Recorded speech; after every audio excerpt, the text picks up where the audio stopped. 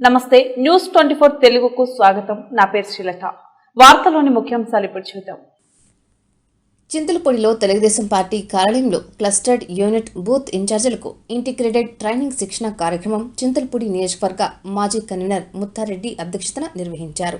ఈ సందర్భంగా ఆయన మాట్లాడుతూ ఆంధ్రప్రదేశ్ను పూర్తిగా నాశనం చేసిన పార్టీ వైసీపీ అన్నారు. ఇలాంటి పార్టీ ప్రజలకు అవసరం లేదని, యుద్ధం మొదలైందని, అందుకు టీడీపీ సిద్ధమైందని, ఈ కురుక్షేత్ర ధర్మ యుద్ధంలో టీడీపీ జనసేనలు ప్రభుత్వాన్ని ఏర్పాటు చేస్తాయని తెలిపారు. గత 5 ఏళ్లలో జగన్ రెడ్డి కనీసం ఒక్క ప్రాజెక్టు కూడా పూర్తి చేయలేదని, ఒక్క తాగునీటి ప్రాజెక్టు కూడా పూర్తి చేయలేదని జగన్ రెడ్డి చతికిలు పడ్డారని అన్నారు. జగన్ రెడ్డి కొత్త పనులు వేసి ధరలు పెంచి ప్రజల రక్తాన్ని జరగలా పీల్చేస్తున్నారని అన్నారు.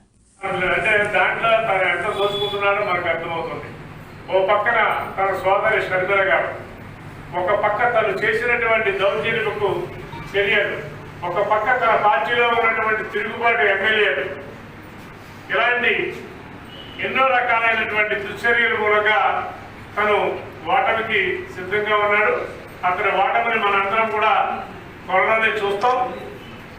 మన పార్టీ, మన మిత్రపక్షమైనటువంటి జనసేన పార్టీతో కలిపి మనం తొందరలోనే ప్రభుత్వాన్ని ఏర్పాటు చేస్తామని కూడా మీ అందరికీ చెప్తూ, ఇప్పుడు ఈ ట్రైనింగ్ క్లాస్కి వచ్చినటువంటి వారిని